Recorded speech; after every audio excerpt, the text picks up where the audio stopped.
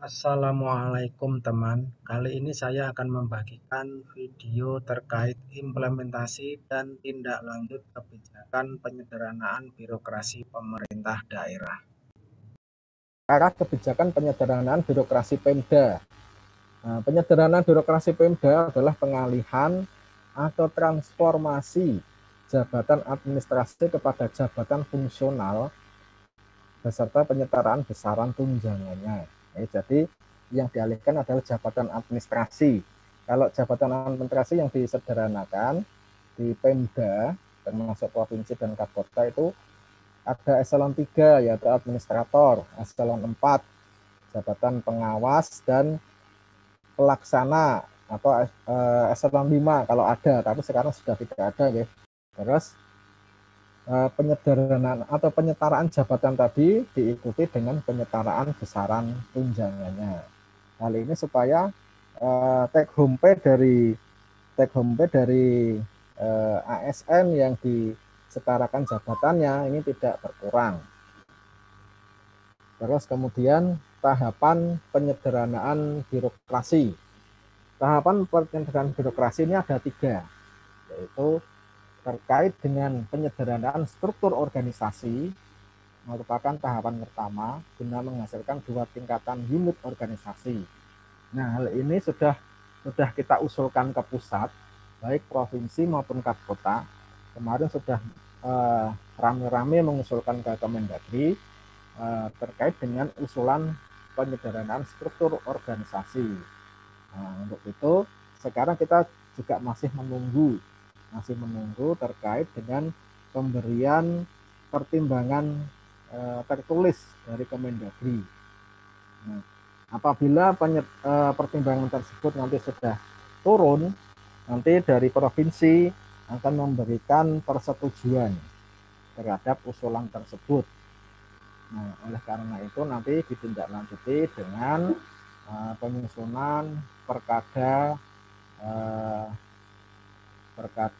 penyederhanaan birokrasi, terkhusus lagi penyederhanaan strukturnya. Terus kemudian penyetaraan jabatan. Nah, ini merupakan tindak lanjut dari penyederhanaan struktur organisasi. Setelah struktur organisasinya kita sederhanakan, yang seperti yang kita usulkan ke pusat, ini langkah selanjutnya apabila sudah turun rekomendasi, itu adalah penyetaraan jabatan. Nah, penyetaraan jabatan ini terkait dengan pengalihan yang tadinya struktur organisasinya kotaannya itu tadinya ada, terus kemudian dialihkan ke jabatan fungsional. Nah, ini perlu adanya penyetaraan jabatan. Jadi di sini merupakan momen yang pas untuk misalkan ASN ingin beralih ke jabatan fungsional. Nah, kemudian yang terakhir adalah terkait dengan penyesuaian sistem kerja. Penyesuaian sistem kerja ini kita masih menunggu rancangan permentannya atau mungkin impres. Bisa saja itu. Jadi antara 2 itu. Karena apa? Karena ini akan kita butuhkan untuk pembuatan regulasi daerah terkait SOTK. Jadi nanti subkoordinator itu nanti seperti apa, terus hubungan kerjanya dengan pelaksana atau bawahannya seperti apa, apakah masih punya kewenangan yang sama dengan jabatan struktural sebelumnya atau bagaimana. Nah, itulah aturan main seperti itu yang masih kita tunggu regulasinya dari pusat. Terus kemudian di dalam prinsip penyederhanaan struktur organisasi di lingkungan pemerintah daerah ini kita harus memperhatikan karakteristik dari masing-masing urusan pemerintahannya, karena masing-masing urusan pemerintahan itu mempunyai karakteristik yang berbeda-beda, tidak sama dengan di pusat. Kalau di pusat itu kan biasanya satu kementerian itu menangani satu urusan pemerintahan, gitu. Penyederhanaan strukturnya itu sudah berlangsung lebih dulu dari kita, karena tadi tingkat kompleksitasnya itu tidak serumit dengan di Pemda. Nah, ini. Jadi nanti dalam penyederhanaan strukturnya itu nanti akan berbeda-beda antara yang menangani OPD yang menangani urusan pemerintahan bidang PU misalkan dengan yang menangani bidang kesehatan. Nah, dengan Satpol PP itu bisa saja itu nanti tidak sama, jadi tidak perlu seudon dengan organisasi gitu loh, ini punya saya kok disederhanakan menjadi misalkan di bidang saya tidak ada seksi lah, kok di sana kok ada seksinya, terus bidang ini 2 seksi sementara yang satu seksi misalkan.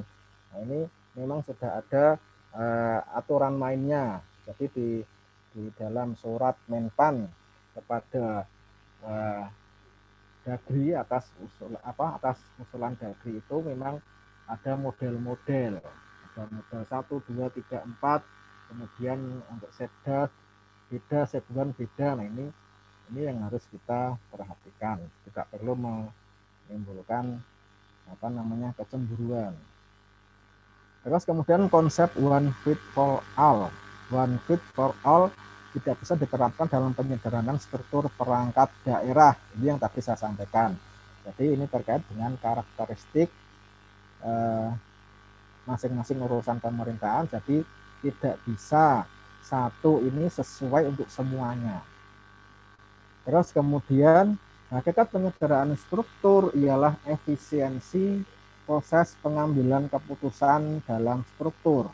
Nah, ini yang harus kita pahami bahwa penyederhanaan struktur ini tujuannya untuk efisiensi dan efektivitas dalam pengambilan keputusan.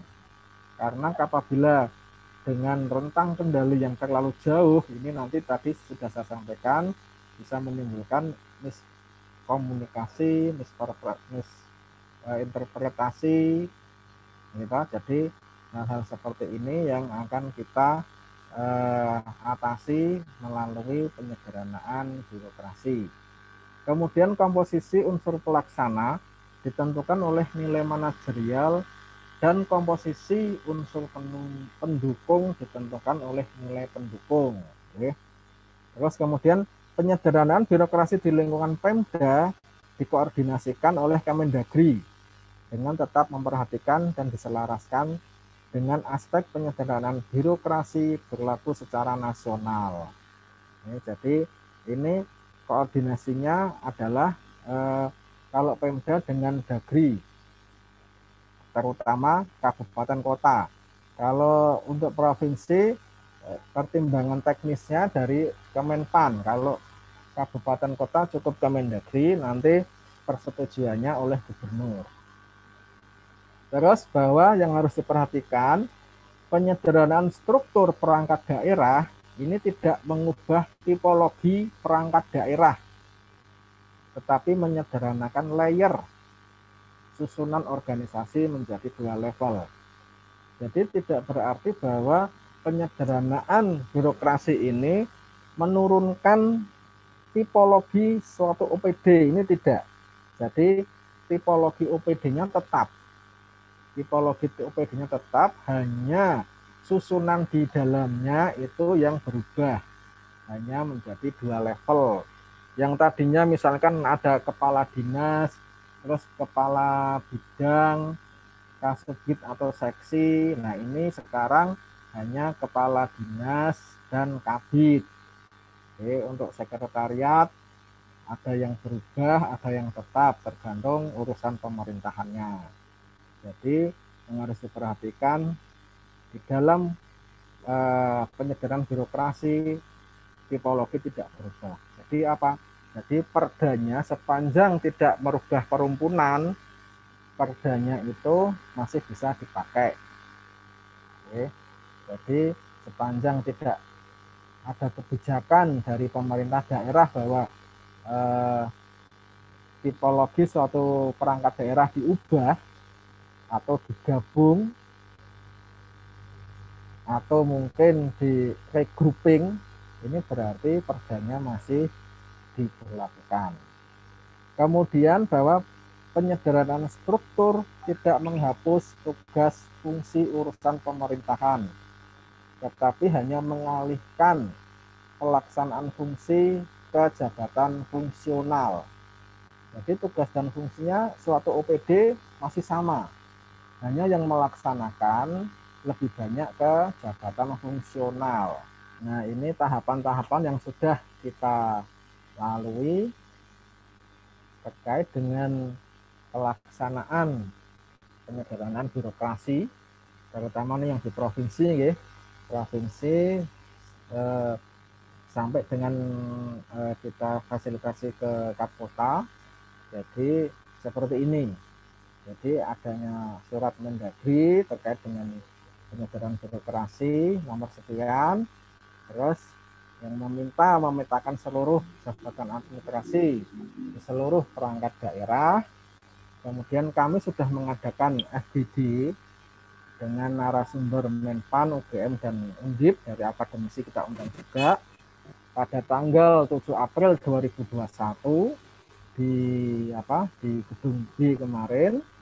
Nah, kemudian dari situ kita susun instrumen sesuai kriteria yang diatur pada surat Mendagri dan Menpan 28 tahun 2019 yang lama, ya. Jadi di situ kita duduk bersama, di dalamnya juga ada perwakilan dari Kapkota, walaupun tidak semuanya, ya. Ini menyusun instrumen yang diharapkan bisa berguna bagi kabupaten kota yang lain. Kemudian kita sudah melaksanakan sosialisasi ke OPD provinsi dan juga sosialisasi ke Kapkota. Nah, untuk Kapkota kemarin kita langsung mengundang dari Kemendagri untuk memberikan penjelasan dan pencerahan kepada kita semua. Di situ kita menghadirkan narasumber dari Kemendagri itu Pak Rosideni. Kemudian untuk di provinsi sudah dilakukan DES. Jadi sebelum kita usulkan ke pusat, kemarin kita mengadakan DES dulu antara tim dengan seluruh OPD. Oke, jadi antara tanggal 12 sampai 23 itu kita sangat sibuk sekali melaksanakan DES. Terus kemudian paparan hasil sementara pemetaan penyetaraan jabatan kita laporkan ke Pak Sekda. Kemudian finalisasi ke Pak Gubernur, baru kemudian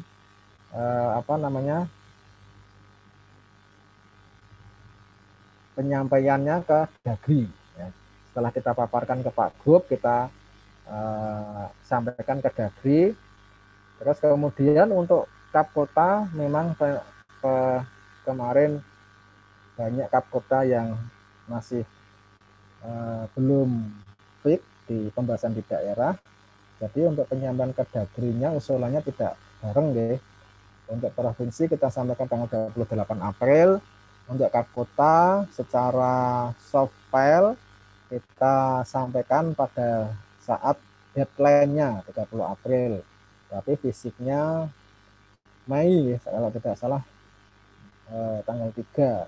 Tapi secara soft file-nya sudah kita sampaikan sesuai dengan tenggat waktu yang diberikan kepada daerah. Penyesuaian data struktur organisasi yang merupakan tindak lanjut dari Permenpan nomor 25 tahun 2021. Jadi nanti bisa saja yang bisa saja yang kita usulkan dari Pemda ke Dagri itu ada beberapa perubahan-perubahan atas usulan OPD lah, itu kita sesuaikan. Kemudian hasil finalnya kita verifikasi dan validasi oleh Dagri langsung. Kemarin Pak Kabak langsung, ya, yang memimpin untuk Kabupaten Jepara saat verbalnya itu dengan Dagri. Kemudian terakhir saat ini karena kita usulannya sudah masuk dan informasinya bahwa itu sudah tinggal menunggu tanda tangan, kita saat ini hanya menunggu rekomendasi atas usulan yang kita sampaikan kemarin ke Dagri. Nah, Sambil menunggu itu kita juga masih menunggu regulasi pusat terkait dengan sistem kerjanya, penyesuaian sistem kerjanya. Kemudian untuk sesuai dengan surat Dagri yang tanggal 22 April 2021 yang ini merupakan menjadi dasar pijakan kita dalam pengusulan penyetaraan jabatan itu, untuk administrator atau eselon 3 itu masih aman ya, tidak disetarakan untuk kota. Sedangkan untuk provinsi ada beberapa yang disetarakan. Kemudian untuk pengawas itu Kasubag TU pada Seda, terus kemudian pejabat pengawas sekretariat dinas, badan sekretariat DPRD dan inspektorat. Kemudian pejabat pengawas pada bagian atau subbagian pengadaan barang dan jasa. Terus kemudian pejabat pengawas pada RSUD, ini juga masih aman. Pejabat pengawas pada UPT, kecamatan, dan yang menyelenggarakan urusan pemerintahan yang setingkat seksi atau subdit. Atau kalau yang dimasukkan di Setda itu setingkat dengan subbag. Nah, ini yang hal-hal yang masih dipertahankan atau masih aman. Tetapi kemudian dengan adanya perubahan seiring berjalannya waktu, ini ternyata di Menpan itu mengeluarkan surat tanggal 27 Mei 2021 terkait dengan permodelan yang menjadi faktor untuk merubah usulan kita. Ada beberapa yang diubah, ada beberapa yang tidak.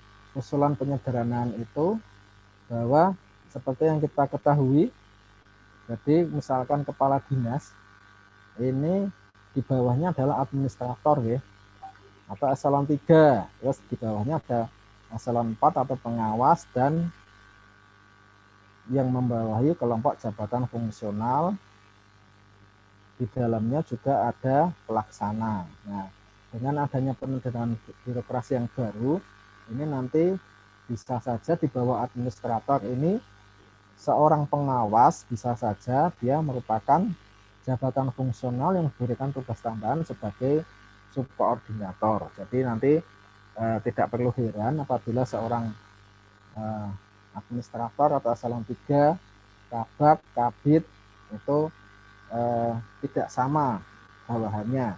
Ada yang pengawas, kasubdit, ada juga yang JF. Jadi ini memang perlakuannya berbeda tergantung dengan karakteristik masing-masing. Terus kemudian untuk yang permodelan tadi yang sudah saya sampaikan, ini untuk yang model 1 ini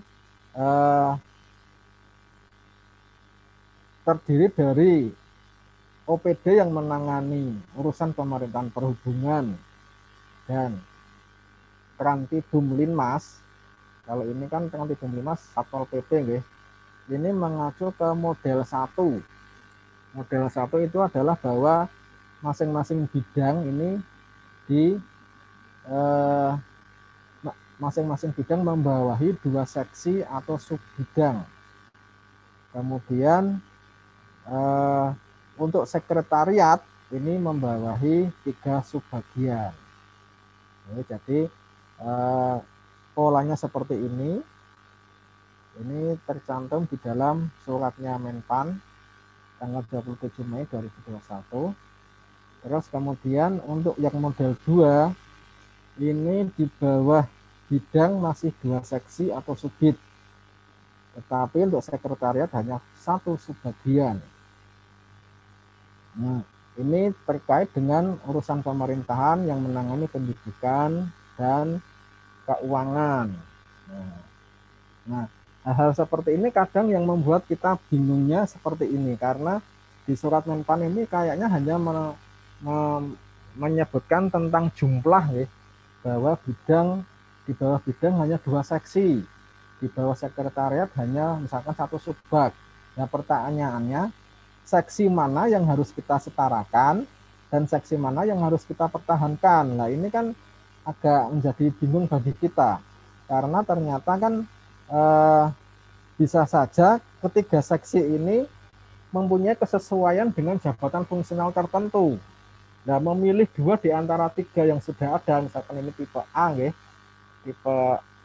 tipe A, misalkan 4 bidang, masing-masing bidang 3 seksi lah, untuk menentukan bidang mana yang menentukan seksi mana yang harus dilikuidasi dan mana seksi mana yang harus dipertahankan. Ini kan yang menjadi masalah bagi kita, karena di Menpan hanya membahas soal jumlahnya saja.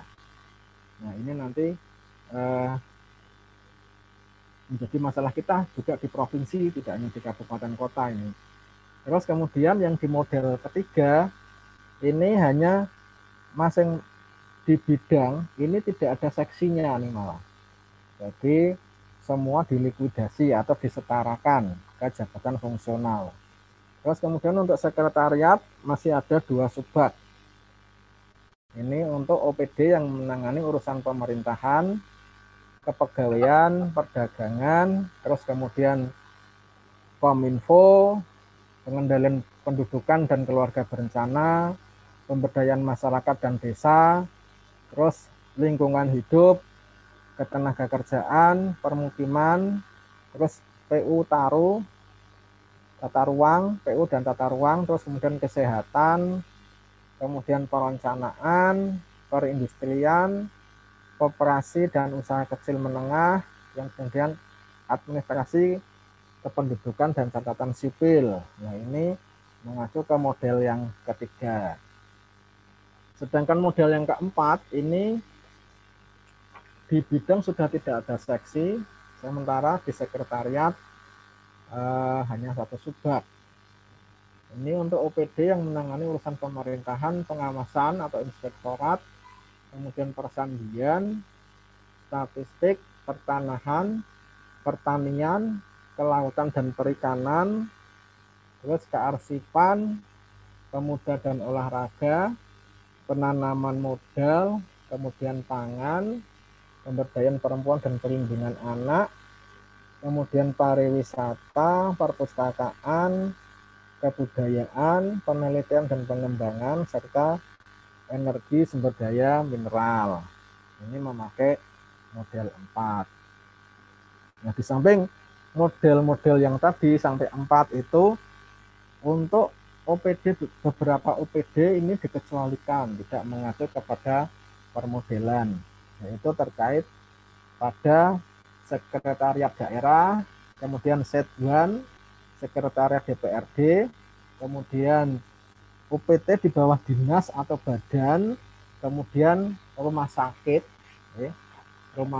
kemudian BPBD, Kesbangpol, ini kecamatan dan kelurahan, ini mengacu ke ada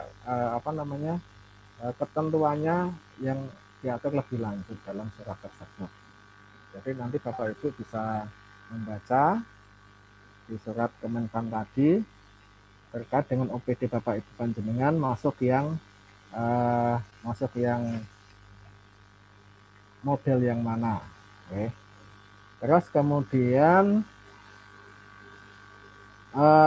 saat ini tidak optimalnya proses penyederhanaan struktur organisasi sesuai model dari Kemenpan tadi dikarenakan terdapat unit kerja yang diminta untuk disederhanakan ke JF. Namun setelah dilakukan mapping atau pemetaan ke JF jabatan fungsional, ternyata belum tersedia jabatan fungsionalnya yang sesuai dengan tusi yang diemban. Misalkan ini terkait dengan tata usaha atau kearsipan, kepegawaian, perencanaan keuangan dan pengelolaan aset. Nah, ini seringkali subbab PU-nya itu kan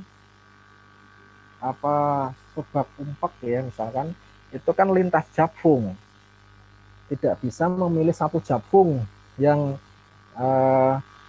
untuk penyetaraannya, karena kalau hanya memilih satu jabung jadi nanti tugas-tugas yang lain tidak tertangani secara optimal. Terus kemudian untuk keuangan dan pengelolaan aset, saat ini jabatan fungsionalnya misalkan AKPD ya, analis keuangan pusat dan daerah. Ini tidak pas. Kalau untuk BPKAD mungkin pas ya. Tapi untuk OPD yang lain mungkin yang menangani keuangan akan kesulitan nanti kalau untuk mengumumkan angka kredit. Oleh karena itu nanti ini akan menjadi perhatian bagi kita semua. Supaya apa? Supaya nanti pejabat yang menangani atau yang mengampu itu tidak kesulitan dalam menjalankan tugasnya dan tidak kesulitan di dalam pengumpulan angka kredit. Jadi kenaikan pangkatnya. Nah, ini yang harus menjadi perhatian kita semua. Terus kemudian ini terkait dengan transisi pola kerja penyetaraan jabatan administrasi. Jadi saat ini pejabat administrasi ini untuk existing atau sekarang ini kan ada 3 ya. Jadi ada administrator atau eselon 3, ada pengawas atau eselon 4, dan kemudian ada pelaksana atau eselon 5. Jadi tapi untuk di Pemda sudah tidak ada eselon 5. Kemudian untuk jabatan penyetaraannya, untuk administrator beralih kepada jabatan fungsional ahli madya, untuk eselon 4 ke ahli muda, dan yang eselon 5 ke jabatan fungsional ahli pertama. Terus kemudian tugas tambahannya dilekatkan kepada untuk koordinator dilekatkan kepada fungsional ahli madya yang sebelumnya adalah administrator atau eselon 3. Kemudian tugas tambahan subkoordinator ini dilekatkan ke jabatan fungsional ahli muda yang sebelumnya adalah eselon 4. Nah, tugas tambahan ini dikonversi ke penilaian angka kreditnya sebesar 25%. Nah, ini yang menjadi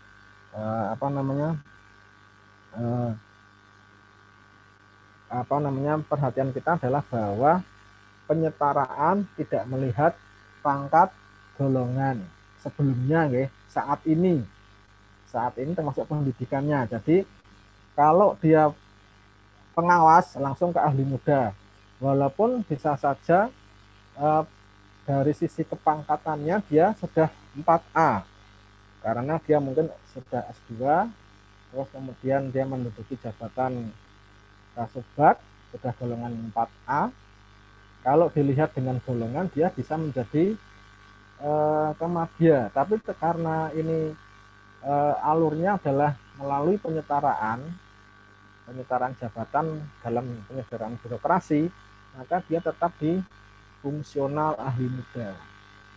Demikian juga kalau misalkan ternyata pangkatnya lebih rendah dari semestinya, dia bisa saja ke ahli muda walaupun aslinya dia kalau di regulasi dia masih ahli pertama.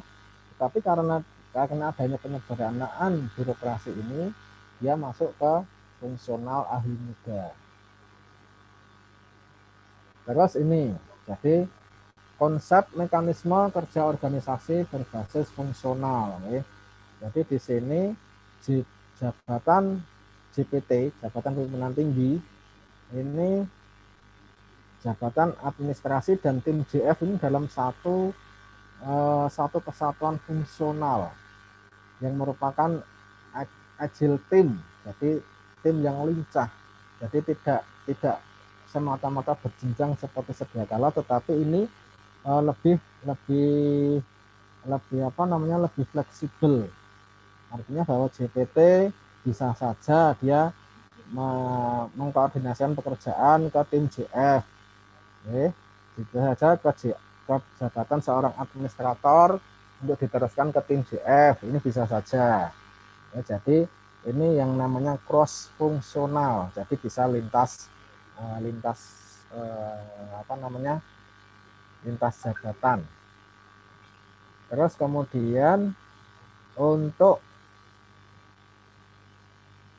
hal ini terdapat pemisahan antara pekerjaan administrasi dan fungsi teknis. Fungsi administrasi memberikan pelayanan dukungan administratif terhadap tugas tim teknis, atau fungsi ini dijabat oleh administrator administrasi, yaitu administrator dan atau pengawas. Kemudian fungsi teknis melaksanakan tugas dan fungsi yang menjadi core bisnis organisasi. Ini tugas-tugas intinya ini terakomodir di dalam fungsi keteknisan. Kemudian fungsi teknis terdiri dari kelompok ahli, yaitu jabatan fungsional. Jabatan fungsional apakah itu pertama, muda, atau madya, yang bekerja secara tim dan lintas keahlian. Jabatan fungsional madya sebagai leader project atau koordinator. Sedangkan jabatan fungsional muda dan pertama adalah sebagai anggota. Kalau JF muda sebagai subkoordinatornya, ya. Kemudian project leader atau ya administrator ex administrator bertanggung jawab secara langsung kepada JPT, jadi kepada kepala OPD-nya. Yang bertanggung jawab adalah project leader-nya atau koordinatornya, atau yang dahulunya adalah merupakan seorang administrator. Terus kemudian tim teknis diberikan delegasi pengambilan keputusan terkait fungsi keteknisan. Fungsi yang sangat teknis ini didelegasikan untuk pengambilan keputusannya ke tim-tim teknis tadi. Seperti yang digambar tadi, ya, tim-tim teknis. Jadi di sini tim-tim ini mempunyai didelegasikan terkait dengan pengambilan keputusan untuk hal-hal yang sifatnya adalah teknis. Sedangkan untuk kebijakan tetap di jabatan strukturalnya. Kemudian JPT berperan sebagai pengarah fungsi teknis dan pengendali fungsi administratif. Jadi JPT ini harus menguasai tidak hanya pekerjaan yang saat ini, tetapi untuk kedepannya dia harus menguasai hal-hal teknis juga. Nah ini yang akan menjadi tugas berat bagi JPT. Kemudian tindak lanjut penyederhanaan birokrasi. Jadi ini kami sampaikan timeline. Ini baru baru rencana terkait dengan tindak lanjutnya, yaitu bahwa updating usulan penyederhanaan struktur birokrasi, struktur organisasi sesuai rekomendasi dari Kemendagri apabila terdapat koreksi atau perbaikan. Nah, ini maksudnya bahwa apabila ternyata nanti dalam pertimbangan teknis yang dikeluarkan oleh Dagri maupun persetujuan yang dikeluarkan oleh gubernur kepada Kap Kota, ini terdapat koreksi atau perbaikan terhadap usulan yang terdahulu kita ajukan, panjenengan ajukan ke Dagri melalui gubernur. Apabila ada koreksi, ini masih kita harus membetulkan. Artinya seperti halnya di provinsi kemarin, kita dengan adanya surat Menpan tentang permodelan kita belum merubah, jadi kita masih menunggu rekam pusat. Nah, ini Kap Kota pun juga sama yang melakukan hal demikian. Jadi nanti apabila terdapat koreksi dari pusat, kita harus memperbaikinya. Nah, ini kita rancang sekitar antara bulan Juli dan Agustus. Terus kemudian updating data dan pengusulan penyetaraan jabatan berdasarkan hasil pertimbangan teknis dari Kemendagri dan persetujuan gubernur atas usulan penyederhanaan struktur organisasi. Ini yang tadi sudah saya jelaskan. Terus kemudian penyusunan konsep praperkada tentang organisasi dan tata kerja perangkat daerah berbasis penyederhanaan birokrasi. Nah, ini kami rancang antara Agustus sampai dengan September. Kenapa ini agak lama? Karena apa? Karena saat ini regulasi dari pusat terkait dengan penyusunan sistem kerja juga belum keluar. Nah, ini kan yang menyulitkan kita untuk membuat perkada SAPK. Walaupun sebetulnya kita sudah berproses, artinya kita sudah mereka-reka. Kita sudah membuat konsep terkait pada SOTK terkait dengan kedudukan subordinator dan koordinator nanti seperti apa lah, ini yang sedang kita reka-reka. Tapi akan lebih pasnya kalau regulasinya sudah keluar, jadi kita tidak lagi mengira-ngira gitu, tapi tidak ada dasar hukumnya. Kemudian penyampaian evaluasi ke Kemendagri melalui gubernur atas konsep praperkada organisasi dan tata kerja berbasis penyederhanaan birokrasi. Ya, ini Oktober 2021. Yang diharapkan kabupaten kota setelah menyusun struktur organisasi yang baru berdasarkan persetujuan dari gubernur dan pertimbangan teknis dari Dagri, ini membuat evaluasi terhadap hal tersebut. Kemudian atau kajian ya. Kemudian setelah itu penyampaian raperkada tentang SOTK kepada gubernur untuk mendapat persetujuan. Jadi ini melalui rapat fasilitasi raperkada seperti yang biasanya kita lakukan, tetapi dengan struktur baru sesuai hasil penyederhanaan birokrasi.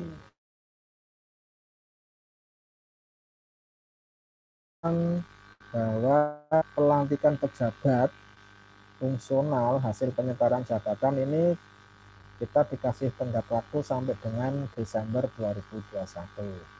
Nah, oleh karena itu kita masih ada waktu untuk paling tidak kita mengepaskan yang belum pas. Artinya gini, bahwa sambil menunggu, kita kan sekarang ini kan usulannya baru pada penyederhanaan struktur ya. Nah, belum penyetaraan jabatan. Nah, saat ini kita masih diberikan ruang atau dan waktu untuk merapikan dulu. Misalkan ada pejabat struktural yang kompetensinya dengan tusinya ini tidak matching, tidak klop, ini diklopkan dulu.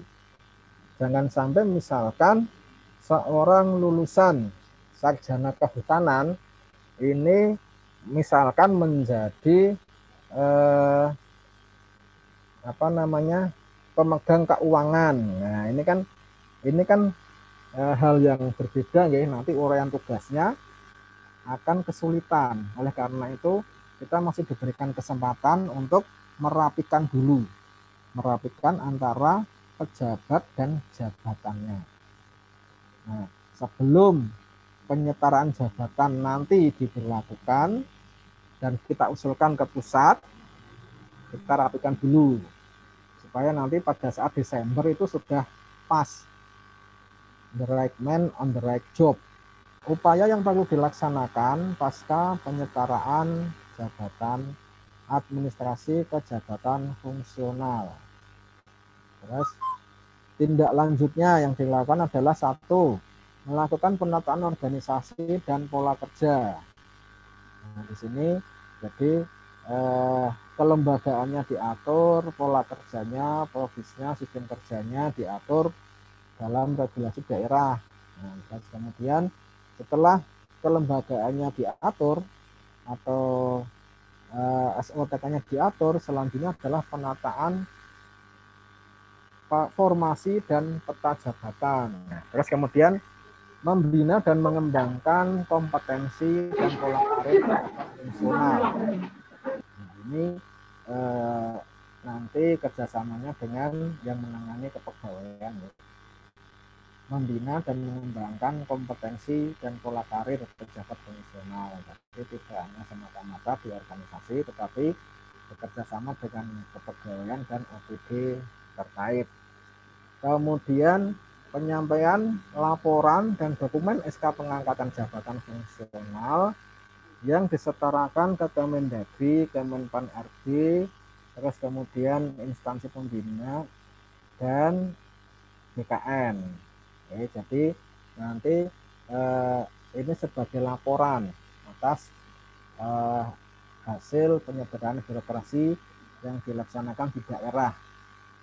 Terkait dengan langkah penyesuaian pasca penyetaraan jabatan administrasi ke jabatan fungsional. Hal apa sih yang perlu kita sesuaikan? Yang satu adalah merubah pola dan budaya kerja yang semula direktif menjadi partisipatif. Ini biasanya kan kita kalau bekerja menunggu disposisi dari pimpinan ya. Jadi nunggu arahan dulu, nunggu petunjuk bapak, nunggu petunjuk ibu pimpinan. Nah ini diubah dengan adanya penyederhanaan birokrasi ini menjadi lebih berpola partisipatif. Artinya dari yang semula top down beralih menjadi bottom up. Jadi nanti kita menggali melalui think tank yang ada di masing-masing OPD dengan mengoptimalkan pejabat fungsional yang ada di OPD tersebut. Terus kemudian merubah ruang kerja. Kalau di provinsi ya, kemarin arahan Pak Gubernur itu ruang kerja yang semula tersekat antar seksi atau bidang ini dijadikan lebih terbuka dengan memperbanyak ruang rapat. Karena sifat kerja tidak lagi berbasis individual tetapi lebih pada tim. Kemudian yang ketiga, mendisiplinkan proses dan pengarsipan administrasi karena akan menjadi data dukung untuk kenaikan pangkatnya. Kalau selama ini kita akan bekerja tidak dengan mengumpulkan angka kredit ya. Kalau nanti jabungnya sudah jalan, ini nanti untuk naik pangkat itu kan harus melalui angka kredit. Jadi kita harus mengajukan DUPAK dulu, daftar usulan PAK, terus kemudian PAK-nya baru kita diproses untuk kenaikan pangkat. Nah, hal-hal seperti itu kan membutuhkan suatu bukti fisik atau data dukung. Misalkan surat tugasnya harus disediakan, terus kemudian pelaksanaan butir-butir kegiatan itu harus disediakan juga. Kita juga diminta untuk lebih disiplin, artinya bahwa apa yang kita kerjakan kita tulis dan apa yang kita tulis itu kita kerjakan. Nah ini sebagai dasar untuk kenaikan pangkat pejabat fungsional tersebut. Terus kemudian yang keempat, berusaha meningkatkan kapasitas melalui diklat, workshop, lokakarya, menulis, karena merupakan bagian dari tuntutan profesionalisme jabatan fungsional. Nah, jadi terutama untuk menulis ini punya atau diklat ini mempunyai angka kredit yang besar poinnya. Terus kemudian terkait dengan hambatan dan tantangan dalam pelaksanaan penyederhanaan birokrasi ini ada beberapa. Jadi dalam penyederhanaan birokrasi itu tentu saja ada resistensi dari pejabat yang terkena dampak, itu sudah pasti. Jadi oleh karena itu diperlukan adanya sosialisasi seperti ini. Supaya apa? Supaya mindsetnya itu nanti bisa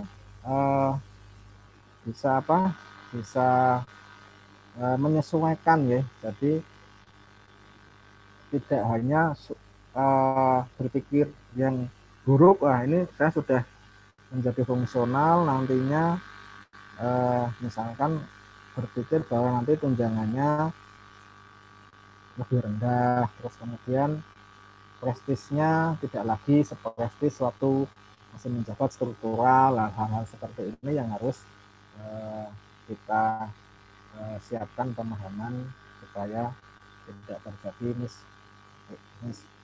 komunikasi, misinterpretasi, dan sebagainya. Kemudian masih terdapat banyak tugas dan fungsi unit kerja yang belum relevan dengan jabatan fungsional. Ini juga menjadi hambatan.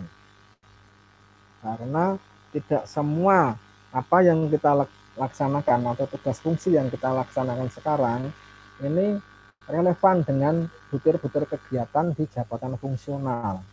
Kadang kita kesulitan untuk menempatkan seseorang yang disetarakan itu kita tempatkan di jabatan fungsional apa, karena ternyata dari daftar jabatan fungsional kok tidak ada yang sesuai. Nah, ini kalau di kami di provinsi kita masih mempertahankan hal-hal seperti ini. Jadi jabatan strukturnya kita tidak kita rubah dulu supaya nanti orangnya tidak kesulitan dalam mengumpulkan kredit, dan mungkin ada harapan suatu ketika nanti misalkan ada jabatan fungsional yang lebih sesuai untuk tugas dan fungsi tersebut. Kemudian masih terdapat jabatan fungsional yang belum terbit pengaturan tunjangan jabatannya. Nah, ini juga kendala. Kalau tunjangannya belum ada, ini bagaimana? Padahal ada klausul bahwa ASN yang disetarakan tidak boleh dirugikan dari sisi finansialnya atau penerimaan atau take home pay-nya. Terus kemudian masih belum siapnya unit pembina jabatan fungsional dalam proses pembinaan terhadap jabatan fungsional hasil penyetaraan jabatan. Oke. Jadi ini banyak terjadi nih di pembina jabatan fungsional. Ini nanti otomatis dengan adanya penyederhanaan birokrasi, ini nanti dalam penilaian angka kredit dan sebagainya, ini nanti mereka akan kewalahan karena dari sisi jabatan fungsional otomatis akan peningkatan yang sangat signifikan. Instansi pembinanya itu sudah siap atau belum nanti, termasuk tim penilai angka kreditnya apakah sudah tersedia, apakah sudah siap atau belum. Nah, ini yang harus kita pikirkan lebih lanjut. Kemudian belum adanya panduan tata kerja dan tata kelola antara JPT, jabatan administrasi, dan JF. Nah, ini yang tadi saya sebutkan, ini nanti seperti apa, terus sistem kerjanya seperti apa. Nah, ini nanti yang kita masih sama-sama kita menunggu dari pusat. Terus kemudian makin terbatasnya proses mutasi dan rotasi antar JF. Ini juga menjadi hambatan dan tantangan. Karena tidak seperti jabatan struktural ya. Kemana saja asal kepala daerah mengendaki bisa pindah. Tetapi untuk JF kan tidak sama. Jadi hal-hal yang sesuai saja yang bisa dilakukan mutasi dan rotasi antar JF. Kan tidak mungkin misalkan dari seorang arsiparis pindah ke dinas kesehatan, pindah ke rumah sakit sebagai perawat, kan nggak mungkin ya, karena butir-butir kegiatannya sudah berbeda. Nah, ini juga menjadi hambatan. Untuk yang bisa sampaikan pada hari ini mungkin itu dulu. Assalamualaikum warahmatullahi wabarakatuh.